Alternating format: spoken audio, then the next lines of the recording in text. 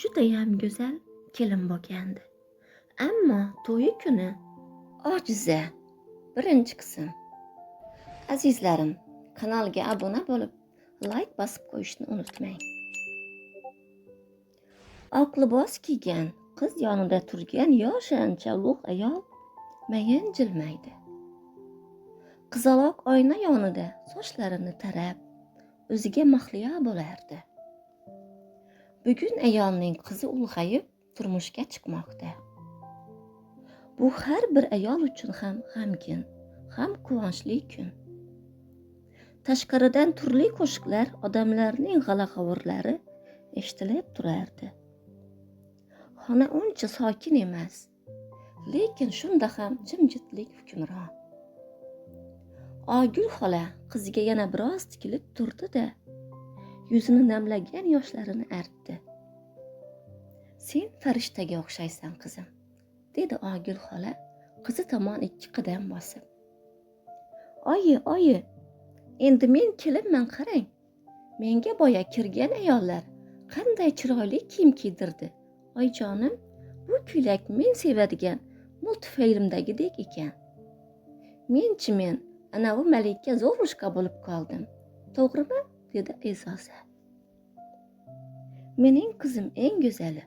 Ogul xola dastro'molcha olib, ko'z yoshini artdi-da, qizini mahkam quchib oldi. Ruhiy muammolar sababli yosh bolaligicha qolib ketgan E'zozani turmushga bermoqda. To'g'ri, bu kun kelmasligi ham mumkin edi. Sababi esa oddiy. Millatimizda ishga chaqqon, sog'lom kelinlar xohlovchi oilalar soni juda ko'p.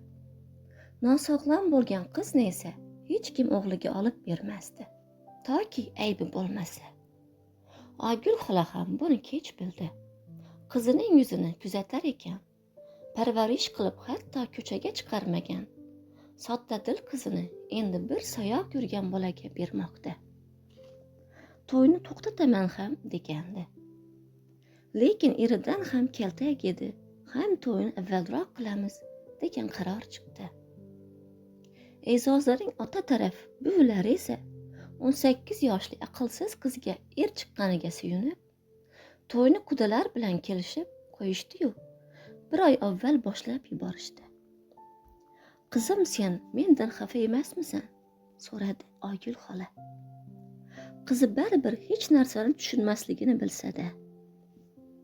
"Men xafa emasman, oyijon. Men Malikaman. Bugun uyimizga shahzoda keladi, to'g'rimi?" E'zozaning yuzi quvonchdan yorishib, onasini quchoqladi. "Ha, shahzoda keladi."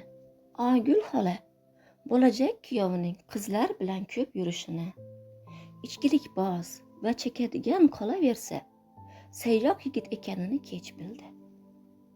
Lekin avvalroq bilganida ham eri, ya'ni E'zozaning otasi bu to'yni to'xtatmagan bo'lardi.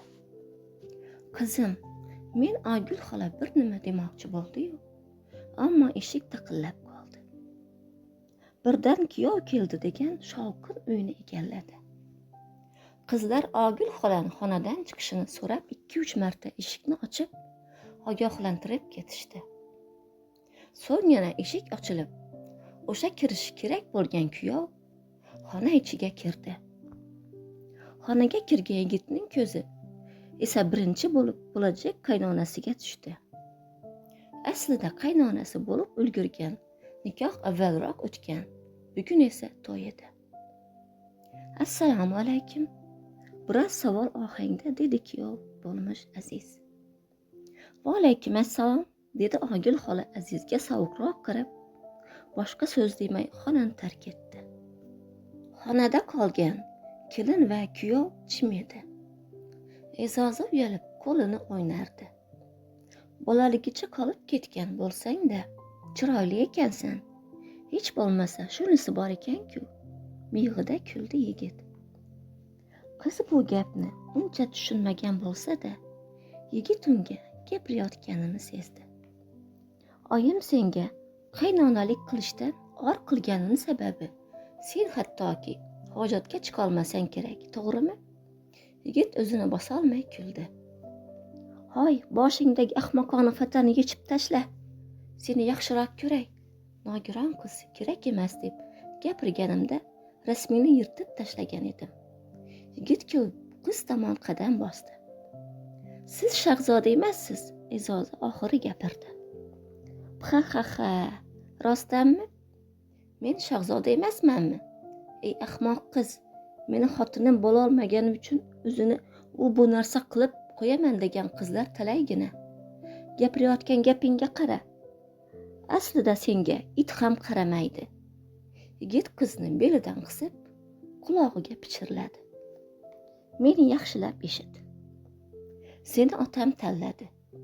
Sababi sening otang bechorani yasagan otang. Do'stingman deb seni menga tiqishtirdi. Endi sen bilan alohida uyda yashaymiz. Qara, qanday omadlisan. Sen qaynona-yu qaynota xizmatidan ozodsan. Rost mana ular shunday dedi. Yana biz boymiz. O'rtahol qiz kamiga, aqli zaif bo'lgan qiz uchun bu juda katta yutuq. Xullas meni sharmanda qilma. Jim yur. Aks holda ota-onangni ajdarholar yeb ketadi. Ha. Aziz E'zozani masxaralab asta kuldi. Nima? Yo'q. Onam nega ishmasin? Men yaxshi qiz bo'laman. Buni vaqt ko'rsatadi qizaloq. Aziz fatani ikki qo'li bilan ochganida lablari titrab qaltirab turgan go'zal qizni ko'rdi. E'zoza ko'zlarini tez yumib ochib, yerdan boshini ko'tarmas edi. Qoshlari kamondek chizilgan, ammo tabiiy ekani yaqqol bilinib turardi. Hattoki bo'yalmagan. Agar qalam tekkizilsa, buziladigandek edi. Qolaversa lablari bo'rdor va tabiiy malina rangli ekanini ko'rgan Azizning ko'zlari o'yga toldi. Ikki katta kaftini qiz yuziga tekkizib, o'ziga qaratdi. Jin ursin, ko'zlaring yashilmi? Hayratda qoldi Aziz. Menga tobora yoqayapsan. Kichiksan, bo'ying past. Oramizda 8 yosh farq bor. Va sen gul, ahmoqsan, ha va chiroylisan. Aziz qizning go'zal yuzidan aqldan ozgudek oh tortib, jinnidek bo'ynini qirsillatib qo'ydi. To'y shohona o'tdi. Butun mahalla-yu tanishlar bu to'yga keldi. Hammaga qiziq bu to'y. Hamma odamga bir narsa qiziq edi. Bu jinni go'dakni kim oldi ekan? Yoki boyvachchani bema'ni farzandi kimga uylandi ekan? Degan savollar bilan bugun shu yerda edi. Aziz yonida titrab boshini ko'tara olmay turgan xotinini kuzatdi. Otasining puli shu qadar ko'p ediki, nikohni 2 yoshni ko'rishtirmay hal qilib yubordi. Aslida biznesni Aziz rivojlantirgan, lekin otasi boshqarardi. Qurbi ko'p joyga yetadi. Shuningdek Azizga muhimi gapi o'tardi. Kun oxirlayotgandi. E'zozani uyqu bosib uxlagisi kelardi.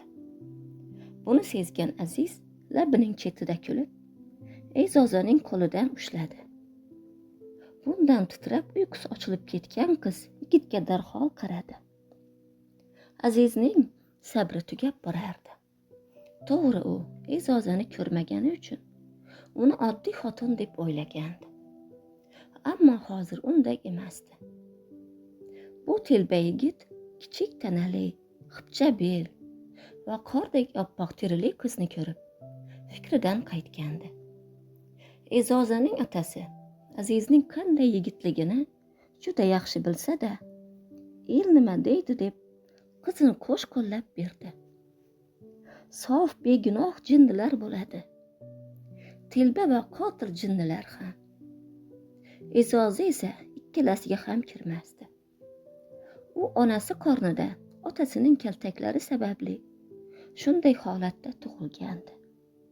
Fikrlashi bolalarnikidek edi, ammo baribir begunoh farishtadek qiz edi. Odamlar esa bundaylarni jinni deb masxara qilishardi. Otasi bundan or qilganidan E'zozani uy qamog'iga mahkum qilgandi. Qiz sho'rlik, ko'chaning nima ekanini ham bilmasdi. Ko'zlaring yumilmasin, birdan yo'g'on ovozda dedi Aziz. E'zoza bu gap u uchun aytilganini sezib, hushyor tortishga harakat qildi. Kel gaplashib o'tiraylik. Azizning o'ynoq ko'zlari qizga tikilgandi. U qizning tanasini sinchiklab, yeb qo'ygudek qarardi. Mayli, ikki paxmoq yuzini ishirib kulib javob berdi qiz. Azizni asta-sekin aqldan ozdira boshlagandi. Aziz E'zozaga yana bir narsa demoqchi edi, lekin to'y mehmonlari orasidan tanish bir chehra ko'rib to'xtab qoldi. To'yning o'rtasida bir qiz turardi. Qizning ahvoli abgor, keltaklangan, kiyimlari yirtilgan edi. Aziz bu holni ko'rib hayratda qoldi. Iflos oila, deb qiz juda baland ovozda baqirdi. E'zoza bularni ko'rib eshitib turardi. Aziz esa E'zozaning qo'rqib ketganini ko'rdi va akasiga ishora qilib, qizni yangalarga topshirishni buyurdi. Akasi bosh irg'adi. Yangalar ham to'y davom etmasligini anglab, darhol E'zozaning yoniga kelib, uni o'rnidan turg'azib olib ketishdi. Kelinni mashinaga olib chiqamiz. E'zozani yangalar hech qanday yor-yorlarsiz sekingina olib chiqib ketishdi. Aslida to'yxonada asosan qarindoshlar qolgan.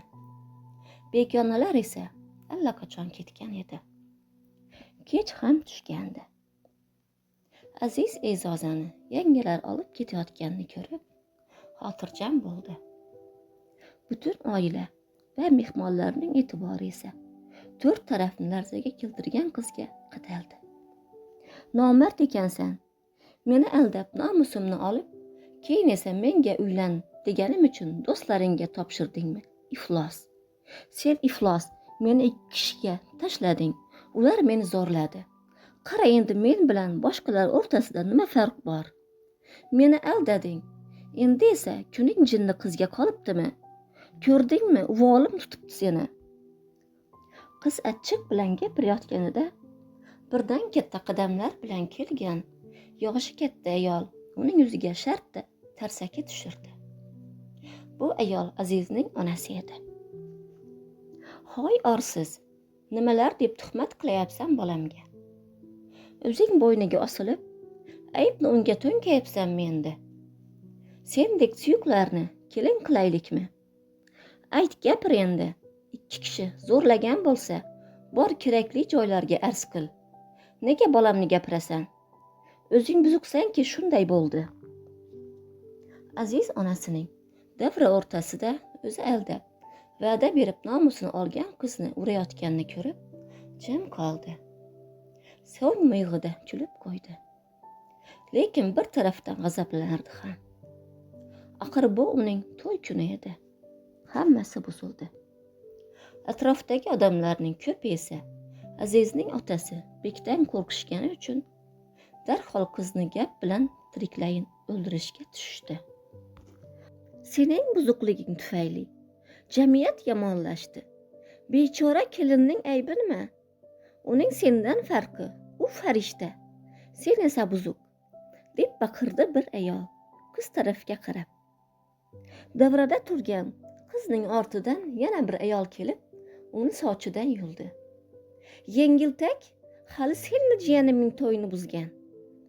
Aziz bularni ko'rishni istamay, ensasi qotgancha qo'lini cho'ntagiga solib, E'zozani olib ketishgan tomonga qarab yurdi.